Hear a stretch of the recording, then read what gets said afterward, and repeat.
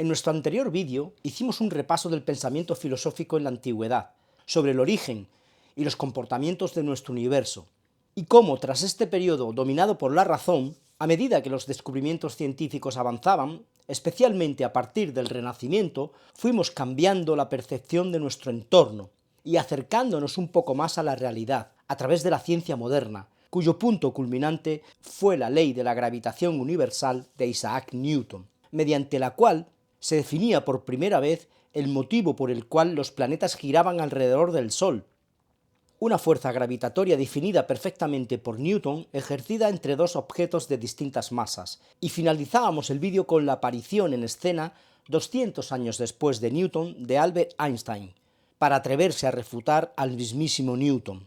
Einstein propuso en 1915, en su teoría de la relatividad general, que el causante de la atracción de los cuerpos en el espacio no era una fuerza, sino la consecuencia de la geometría del espacio-tiempo. A partir de ahora, y como consecuencia de la teoría de la relatividad, debemos cambiar nuestra percepción del espacio y el tiempo, y aceptar que no son conceptos separados, sino que ambos están unidos, entrelazados, para formar el espacio-tiempo.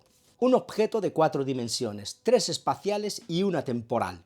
De modo que Einstein postuló que los planetas no son atraídos por ninguna fuerza, sino que los objetos masivos como el Sol deformarían el espacio-tiempo, tal y como si ponemos un balón de acero sobre una tela estirada.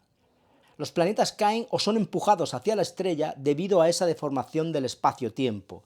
A esta teoría, Einstein la denominó teoría de la relatividad general. Solo le faltaba escribir sus ecuaciones y que la teoría fuera confirmada por una prueba. Las ecuaciones las consiguió en 1915 y la teoría se confirmó en 1919. Albert Einstein había predicho que si pudiéramos ver la luz de una estrella cuando pasara cerca del Sol, ésta se vería curvada por la deformación del espacio-tiempo provocada por la masa del Sol. Esto fue confirmado espectacularmente en 1919 durante un eclipse de Sol en África Occidental, cuando se vio una pequeña curvatura en la luz de una estrella al pasar cerca del Sol. Pero esta no era la única sorpresa que Einstein nos tenía reservada. Previamente, en 1905, cuando trabajaba en Berna, en una oficina de patentes, y pasaba diariamente por delante de la torre del reloj, se imaginaba que viajaba a la velocidad de la luz, y se preguntaba si el tiempo que medía su reloj mientras se estaba moviendo sería el mismo que el reloj de la torre, que no se movía, llegando a la conclusión que el reloj que él llevaba se movería más lento que el de la plaza, y más aún si pudiera viajar a velocidades cercanas a la de la luz. Esto tendría una consecuencia inquietante. Si él se movía a velocidades muy rápidas, el tiempo para él se movería más lentamente, lo cual abría las puertas a los viajes en el tiempo, al menos hacia el futuro. Einstein afirmó que todos deberíamos medir la misma velocidad de la luz, independientemente de la velocidad que nos movamos nosotros, y que ésta tiene el mismo valor en todas las direcciones. Si corres al lado de un coche a su misma velocidad, verás al coche quieto a tu lado porque vas a la misma velocidad. En cambio, si corres al lado de la luz a su misma velocidad, no ves a la luz a tu lado, la ves moviéndose a 300.000 kilómetros por segundo, de forma que la velocidad de la luz es independiente del movimiento del observador y siempre tiene el mismo valor. Esto llevaba directamente a conclusiones inquietantes, pues el reloj de una persona que estuviera sentada sin moverse y de otra persona que se estuviera moviendo muy rápido no medirían el mismo tiempo. Einstein destrozaba uno de los absolutos de la ciencia del siglo XIX, el tiempo absoluto que todos los relojes deberían medir. De forma que tendríamos que abandonar la idea de que todos medimos el mismo tiempo en cualquier circunstancia. Es la primera afirmación científica de la historia de que las cosas no son como las perciben nuestros sentidos. Si viajas a velocidades cercanas a la de la luz, el espacio y el tiempo se contraen, y para ti el tiempo pasa más lento. Esto quedaba explicado de forma sencilla en la llamada paradoja de los gemelos. Uno de los gemelos viaja al espacio en una nave que se desplaza a velocidades cercanas a la de la luz, el otro gemelo en cambio se queda en la Tierra. Según la teoría de la relatividad, para el gemelo de la nave espacial el tiempo pasa más lentamente que para el que se queda en la Tierra, de forma que al volver de su viaje se da cuenta de que su hermano es más viejo que él, por lo que habría viajado al futuro de la Tierra. Por mucho que nos parezca extraño, esto ha sido comprobado por varios experimentos a una escala menor. Estas teorías de Einstein resultaban muy perturbadoras para su época. Einstein recibió el premio Nobel en 1921, pero no por la teoría de la relatividad, sino por el efecto fotoeléctrico, y no se hizo ninguna mención a la relatividad. Era demasiado controvertida para la época, aunque hoy es aceptada por toda la comunidad científica y ha sido verificada en numerosas ocasiones. Pero Einstein, al igual que los anteriores científicos, también cometió un error. Sus propias ecuaciones que había desarrollado sobre la geometría del espacio-tiempo predecían un universo en expansión, pero por el contrario, Einstein estaba convencido de que el universo era estático. El problema, según su propia teoría, es que la atracción gravitatoria de la materia en el espacio acabaría por comprimirlo, de forma que para evitar esto, introdujo en sus ecuaciones una constante repulsiva que neutralizaba la gravedad, y todo se mantenía en equilibrio y estático. El propio Einstein reconocería más tarde que fue el gran error de su vida. A principios del siglo XX, aún creíamos que nuestra galaxia era todo el universo. Hoy sabemos que existen muchísimas más. Algunos científicos hablan de 500.000 millones, otros de 1 billón. En realidad el número no es importante, lo que sí sabemos es que hay tantas que son incontables. Sobre 1920 hubo un gran debate entre los principales astrónomos de la época respecto a unos objetos recién descubiertos, observables con el telescopio, que los astrónomos consideraban nebulosas y que las ubicaban dentro de nuestra propia galaxia, hasta que descubrieron que en realidad esas nebulosas eran sistemas de estrellas, es decir, galaxias como la nuestra. Herbert Curtis era defensor de esta hipótesis y se enfrentó en 1920 en un gran debate a Harlow Shapley, que defendía la postura contraria, o sea, que esos objetos pertenecían a nuestra galaxia. Nada más lejos de la realidad, eran galaxias como la nuestra, y otro gran científico entra en escena para demostrarlo. Edwin Hubble nos iba a descubrir que el tamaño del universo no era ni por asomo el que los científicos de principio del siglo XX pensaban. Los avances científicos del siglo XX están muy relacionados con los grandes telescopios. Ellos nos permitieron llegar más y más lejos en la comprensión del universo. Fueron ellos los que nos permitirían salir de nuestra galaxia y descubrir la inmensidad del universo.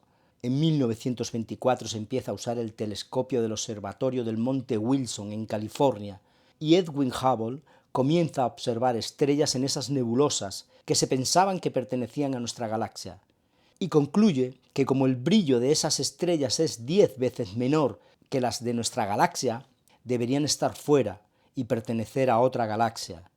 Fue de esta forma como descubrimos que había montones de galaxias como la nuestra. Al principio pensábamos que eran unas pocas. Hoy sabemos, gracias entre otros al telescopio espacial Hubble, que puede haber miles de millones de galaxias como la nuestra. Cada una de esas galaxias contiene entre 300 y 400.000 millones de estrellas.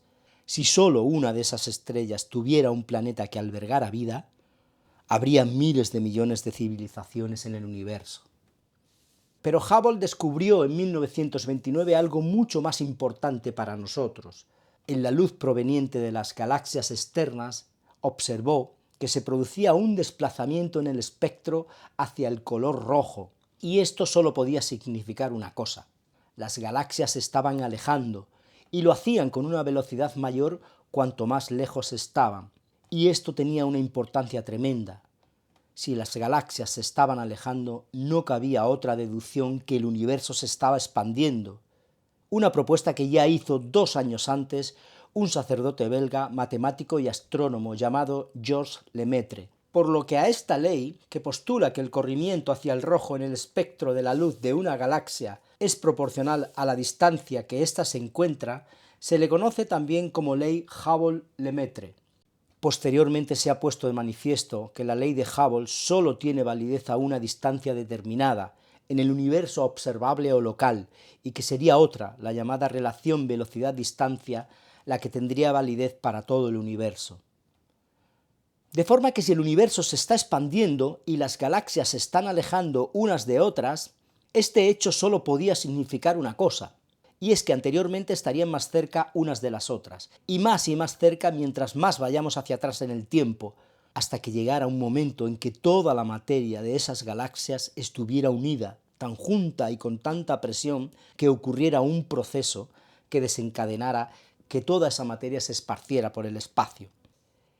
Ese proceso, ese origen inicial, se definiría como un acto primigenio, donde, debido a que toda la materia del universo estaría comprimida en un punto de densidad infinita, se produciría una gran explosión que esparciría por el espacio toda esa materia que hoy podemos observar. A esa explosión se le llama Big Bang, la gran explosión. Energía y radiación en un principio se esparcirían por el espacio, como una sopa cósmica de partículas. Con el tiempo se formarían los átomos, el universo se haría transparente, y poco a poco la materia iría uniéndose en diversos puntos como consecuencia de la gravedad, y comenzarían a formarse las estrellas, y una vez encendidas, la luz comenzaría su viaje por todo el espacio. Tuvo que ser un espectáculo impresionante, encendiéndose estrellas en cada punto del espacio, auténticas explosiones de luz, cada vez más y más. Esas estrellas se agruparían con el tiempo formando galaxias, y luego cúmulos, y luego supercúmulos. Nuestro universo se puso en marcha. Bien, ya tenemos nuestra teoría del Big Bang que explica el origen de nuestro universo, pero una vez más hay algo que se nos escapa.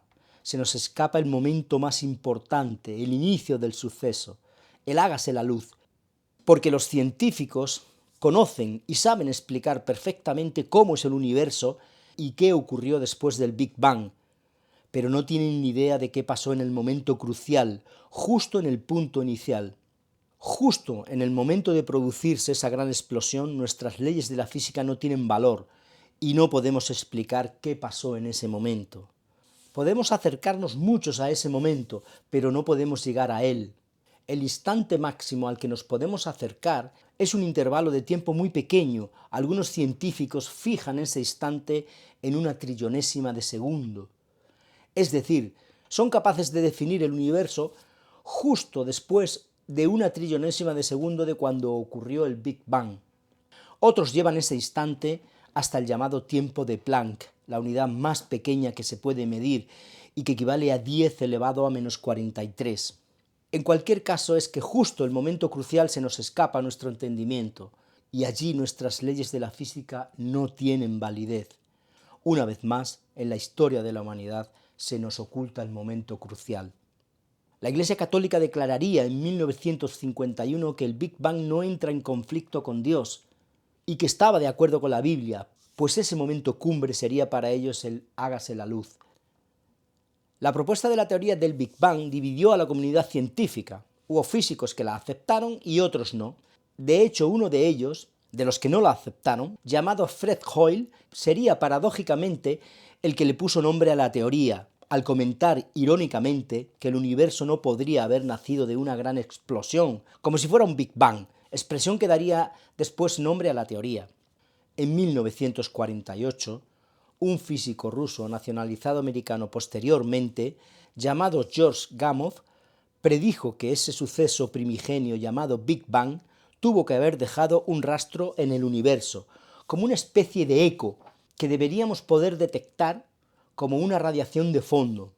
Unos colaboradores suyos, en 1948, estimaron que esa radiación de fondo estaría en la banda de las microondas y que tendría una temperatura de unos 5 grados Kelvin, recalculada posteriormente en 2,8 grados Kelvin.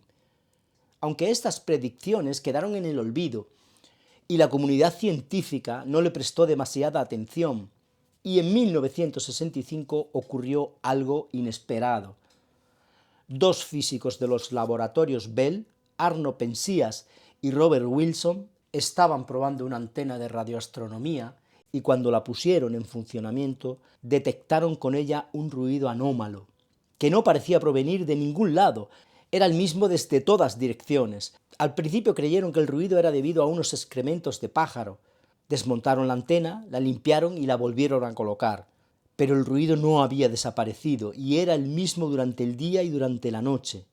Casi al mismo tiempo, físicos de la Universidad de Princeton, dirigidos por Robert Dicke, estaban buscando la radiación de fondo que predijo Gamow. Cuando Penzias y Wilson supieron lo que Robert Dicke estaba buscando, comprendieron enseguida lo que ellos habían detectado fortuitamente, y que les parecía un ruido anómalo. Era ni más ni menos que la radiación de fondo del origen del universo predicha por Gamow. Habían descubierto el eco de la creación.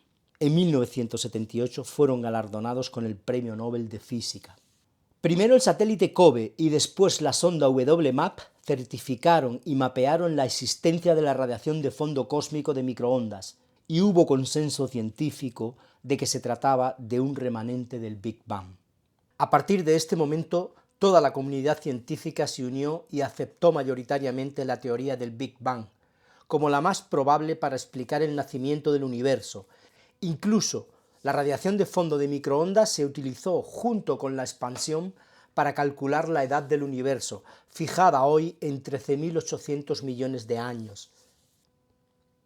Bien, ya tenemos un modelo cosmológico que define la evolución del universo desde ese primer momento de creación, que se conoce como Big Bang, pero no podemos definir qué ocurrió en ese primer instante, que habíamos fijado como tiempo de Planck, porque nuestras leyes de la física ahí, justo en ese instante, no funcionan o no tienen validez. Un suceso cuántico ocurrió en ese momento que no llegamos a entender, porque el mundo cuántico desafía las leyes de nuestra física y no somos capaces de entenderlo. Hemos hecho aproximaciones, pero quizá estamos en la punta del iceberg aún. ¿Pero qué es el mundo cuántico y cómo se comporta? La mecánica cuántica es la parte de la física que se ocupa de cómo se comportan las partículas subatómicas, las partículas elementales. ¿Qué son las partículas elementales? Aquellas que suponemos que son indivisibles. Serían los ladrillos básicos de la materia. Una partícula elemental es algo que ya no puede dividirse más. Y si hay algo que tenemos claro, es que todas las cosas y nosotros mismos estamos hechos de esas partículas elementales, que en combinación unas con otras forman los niveles de asociación de la materia, átomos, moléculas, células, tejidos, etc. ¿Pero por qué el nombre de cuántica? La mecánica cuántica se desarrolló a principios del siglo XX. Max Planck sería el primero en poner la cuestión encima de la mesa. Estaba estudiando la radiación de un cuerpo negro cuando se percató de que su experimento no era coherente si aplicaba el concepto que se tenía de la energía en aquella época. Se creía que la energía se transmitía de forma continua, pero Planck se dio cuenta que su experimento solo tenía sentido si la energía de un rayo de luz se transmitía o se absorbía en pequeñas unidades indivisibles, unidades a las que él llamó cuantos, partículas indivisibles de luz o fotones. Después vendría otro científico, Louis de Broglie, en 1924, dejando un bombazo encima del tablero, que no sería bien entendido en un principio, pero que recibiría por ello el Nobel 5 años después. De Broglie fue el primero en afirmar que una partícula podía comportarse también como una onda, y viceversa, una onda se puede comportar también como una partícula. Una idea revolucionaria para su tiempo, pero que hoy está bien comprobada experimentalmente. Otro padre de la mecánica cuántica sería Niels Bohr, con su modelo atómico, basado en el modelo de Rutherford, que venía a decir que los electrones orbitan alrededor del núcleo atómico en órbitas y que estos electrones pueden saltar de una órbita a otra aparentemente sin pasar por ningún camino, o sea que desaparecían de una órbita y aparecían en otra, y en ese proceso emitirían un fotón de energía. Bohr también recibiría el Nobel en 1922. Albert Einstein explicaría también el efecto fotoeléctrico después, por lo que también recibiría el premio Nobel. De modo que tenemos varios padres para el nacimiento de la física cuántica. Pero a nosotros, lo que ahora nos interesa es esa extraña propiedad que tienen las partículas de poder ser a la vez materia o energía, onda o partícula. Esto tiene extrañas consecuencias para nuestro entendimiento de la realidad, pues las partículas pueden estar en muchos sitios a la vez o en ninguno, pueden aparecer o desaparecer, o pueden tener la capacidad de ocupar múltiples posiciones en el espacio, y solo cuando nosotros las miramos, se posicionan solo en una. ¿Cómo es posible que algo pueda estar en varios sitios a la vez? ¿Cómo puede suceder esto? ¿Acaso no socava esto nuestro entendimiento y nuestra percepción de la realidad? El experimento por excelencia que prueba la dualidad onda-partícula es sin duda el llamado experimento de la doble rendija. Si colocas una placa con una rendija vertical y detrás de ella pones una pantalla, y con un dispositivo disparas bolas de materia, aquellas que pasen por la ranura dibujarán un patrón en la pantalla de una línea vertical similar a la de la ranura. Hasta aquí normal. Si añadimos una segunda rendija y seguimos disparando bolas de materia, el patrón que aparecerá detrás lógicamente serán dos líneas verticales. Todo normal hasta ahora.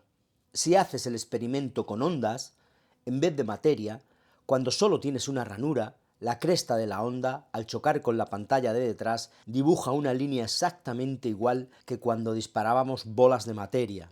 Pero algo extraño ocurre con las ondas cuando añadimos la segunda ranura. No se dibuja un patrón de dos líneas en la pantalla de detrás, como cabría esperar.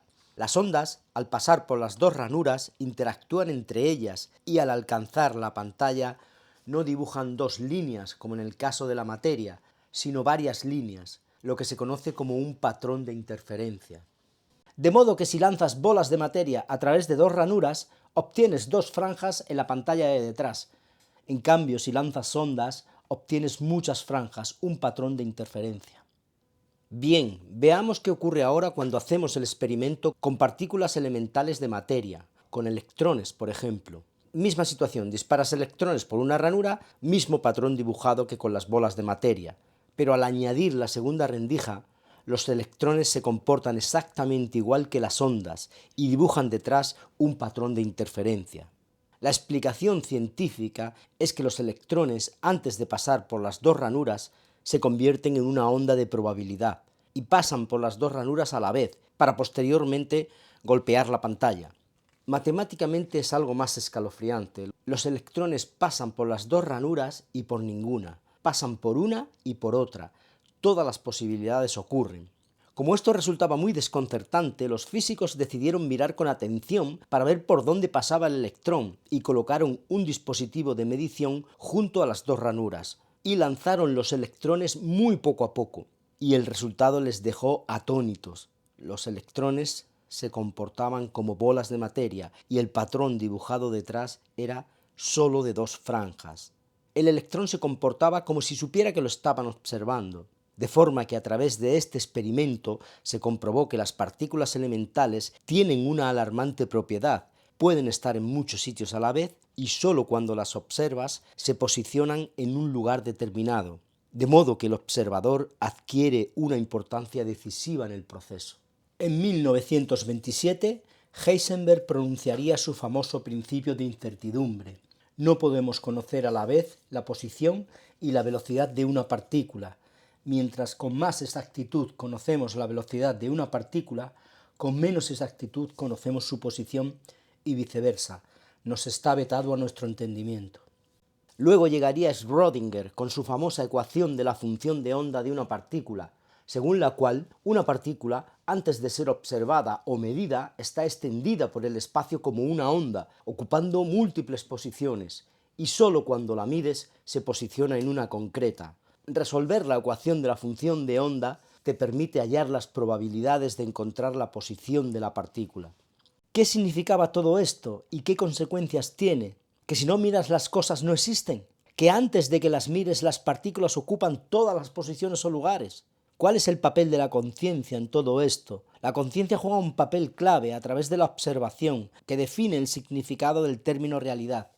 Las cosas no pasan a decantarse por una realidad tangible hasta que la observación de una conciencia las define. Podríamos decir que hasta ese momento las cosas son o no son a la misma vez. Esto incomodaba mucho a Einstein, que creía en un universo determinista. Se negaba a admitir que la mecánica cuántica tuviera estas incertidumbres, que el universo estuviera regido por el azar. Es entonces cuando Einstein pronunció su famosa frase: Dios no juega a los dados, a lo que Niels Bohr, otro padre de la mecánica cuántica, le respondió: deja de decirle a Dios lo que tiene que hacer. Según los postulados de la mecánica cuántica, pareciera que Dios está jugando continuamente a los dados. Esta incertidumbre de las partículas fue explicada de forma sencilla por Schrödinger, con su famoso ejemplo que no experimento del gato vivo y muerto a la vez. En una caja hay un gato, un frasco con veneno, un átomo radioactivo y un medidor de radiación. Si el átomo se desintegra, el medidor lo detecta y abre el veneno del frasco, y el gato muere. Si el átomo no se desintegra, El medidor no detecta nada y el veneno no se libera y el gato vive. Bien, según la mecánica cuántica, antes de abrir la caja, el átomo está en un estado de superposición, desintegrado y no desintegrado al mismo tiempo. Y solo cuando abres la caja toma una posición, de forma que antes de abrir la caja, el gato está vivo y muerto a la vez. ¿Es una locura? Según la mecánica cuántica, no. Casi todos los científicos que hemos nombrado obtendrían el premio Nobel de Física. Si no haces una medición, o sea, no abres la caja, el gato está vivo y muerto a la vez. Existen dos conjuntos de reglas, cuando se mira y cuando no. Algunos científicos tienen en cambio otra manera de mirar este ejemplo, que según ellos es más lógica y consistente. Nosotros estamos hechos de electrones y átomos. Esto es una realidad irrefutable. De modo que las partículas de las que estamos hechos deberían obedecer también las leyes de la mecánica cuántica. También somos cuánticos. Y según estos científicos, cuando abrimos la caja, nos entrelazamos con el sistema y su función de onda. Y el resultado de los que piensan así es que en realidad el tú que vio al gato vivo y el tú que vio al gato muerto habitáis mundos separados. El universo se ha dividido en ese momento y los dos mundos existen, el mundo donde el gato está vivo y el mundo donde el gato está muerto. Y aunque son dos realidades distintas, nunca interactuarán entre ellas. Esto nos conduce irremediablemente a los universos paralelos. Los universos paralelos no están demostrados científicamente, pero más del 50% de los físicos creen en ellos, incluyendo a científicos de alto nivel, como Stephen Hawking, Michio Kaku o el famoso cosmólogo Max Tegmark, del Instituto Tecnológico de Massachusetts, que está considerado como una de las más prestigiosas universidades del mundo. Pero ¿de dónde surgió el concepto de los universos paralelos? La idea surgió por la necesidad de la ciencia de dar una respuesta a lo observado en el comportamiento de la física de partículas y, por supuesto, también por el pensar en el por qué solo va a existir nuestro universo. Muchas preguntas surgieron después de conocer que las partículas subatómicas pueden ser onda y partícula al mismo tiempo y que pueden ocupar muchos sitios a la vez en el espacio y aparecer y desaparecer en cualquier momento. La física cuántica desconcertó a todos los científicos y derrumbó de un plumazo nuestra percepción que teníamos sobre la realidad. Todo era muy confuso, debido al comportamiento de las partículas, esas partículas que componen toda la materia que conocemos, el universo entero, esas partículas de las que estamos hechos nosotros mismos. ¿Cómo es posible que algo pueda estar en muchos sitios a la vez? Eso significaba que podía haber muchas versiones distintas de la realidad, con diferentes historias. Las preguntas no tardarían en aparecer. Si las partículas subatómicas pueden estar en miles de sitios a la vez, y yo estoy hecho de esas partículas, también yo podría poder hacerlo. Y si existen un sinfín de versiones distintas de la realidad, ¿por qué solo vemos una, la nuestra propia? Las respuestas a estos interrogantes llegaría en 1977, de la mano de un físico americano llamado Hugh Everett, un físico brillante, aunque algo incoherente. Lo que Everett puso encima de la mesa dejó boquiabierta a la comunidad científica. Su libro Muchos mundos fue un argumento a favor de la existencia de los universos paralelos, aunque por otra parte su teoría se consideró tan disparatada que acabó arruinando su carrera como científico. Pero él planteó la cuestión a la que nadie podía dar respuesta y además lo hizo de una forma fácil. Cada vez que nos relacionamos con el mundo, lo observamos y tomamos una decisión. Y estamos haciendo una medición, y esto provoca que el universo se divida, y nosotros también con él. Imaginad que yo estoy de espaldas a 100.000 personas. Cada una de esas personas representan la posición de una partícula en el espacio, y todas existen al mismo tiempo mientras yo no las mire. Si de repente me doy la vuelta y elijo a una de esas personas, he hecho una medición, una observación. Las demás personas desaparecerían para mí y solo existe la que yo he elegido. Y esa es mi realidad. Las demás personas siguen existiendo, solo que en otras realidades diferentes, en otros universos, y son tan reales como el mío, y habría otro yo en cada universo que eligió a otra persona, y vive una vida distinta con ella en cada uno de esos universos. Lo que Everett estaba diciendo es que si una partícula puede estar en multitud de sitios a la vez, yo que estoy hecho de esas partículas, también debería poder hacerlo. Aparentemente, y siguiendo esta teoría, Todo lo que hacemos tiene dos resultados diferentes que dividen el universo continuamente. Tú existes en un universo que ve un resultado y otro tú existe en otro universo que ve otro resultado. Si caminas por la calle y tienes que decidir si vas por la derecha o vas por la izquierda, cuando tomas la decisión creas tu realidad, pero otra realidad diferente se crea en un universo paralelo. Existe otro tú que tomó la otra dirección. El universo se estaría dividiendo continuamente y de forma infinita, conteniendo todas las realidades posibles. Podrías estar vivo en un universo y muerto en otro. Todas las posibilidades existen, aunque sin interacción alguna entre ellas. Una locura de idea que le costó la carrera científica a Hugh Everett. Hoy en día muchos científicos apuestan por la existencia de los universos paralelos, aunque con matizaciones y definiciones distintas a las de Everett. Plantean la existencia del multiverso como una característica de las distintas teorías que manejan, de forma que habría distintos tipos de multiverso según cada teoría. Cada teoría generaría un tipo de multiverso.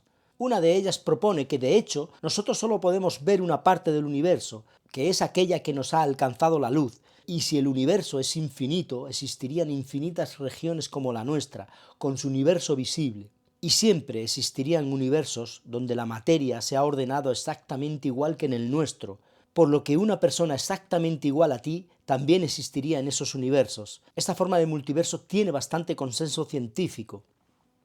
Otra teoría con respaldo matemático sobre los multiversos estaría basada en el Big Bang y la teoría inflacionaria, que sostiene que después del Big Bang se produjo una inflación repentina que creó el universo y que eso pudo haberse producido de manera múltiple, creando otros universos independientes.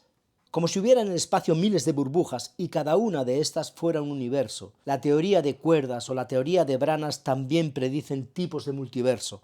Pero la forma de plantear multiversos más extraña y más alocada que existe, y la que menos adeptos científicos tiene, por lo inquietante que es la propuesta por Hugh Everett en función de la mecánica cuántica y la propiedad de las partículas de ocupar muchas posiciones a la vez, y que solo se posiciona en una cuando haces una medición. El universo se divide cada vez que tomamos una decisión, de modo que existirían infinitos universos, con infinitos tú en distintas vidas. Pudiera ocurrir que otro tú en este momento pueda estar empezando a vivir tu misma vida en otra parte del multiverso. La historia del universo comienza a tornarse complicada para nosotros, a medida que descubrimos más y más sobre su origen, su composición y su comportamiento. ¿Cómo podría afectarnos a nuestra existencia si otros universos existieran? No parece muy lógico que solo tuviera que existir el nuestro, al igual que tampoco era lógico que solo existiera nuestra galaxia, y finalmente acabamos descubriendo miles de millones de ellas más. ¿Podríamos plantearnos la vida de forma distinta?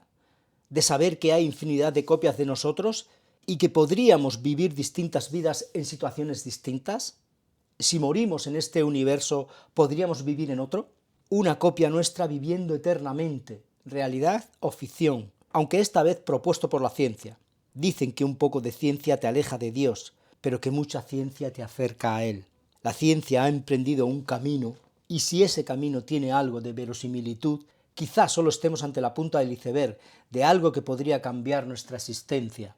Lo que sí sabemos a ciencia cierta es que el universo es muy grande, y tal y como decía Ellie Arroway en la película Contact, si solo estamos nosotros, ¿cuánto espacio desaprovechado?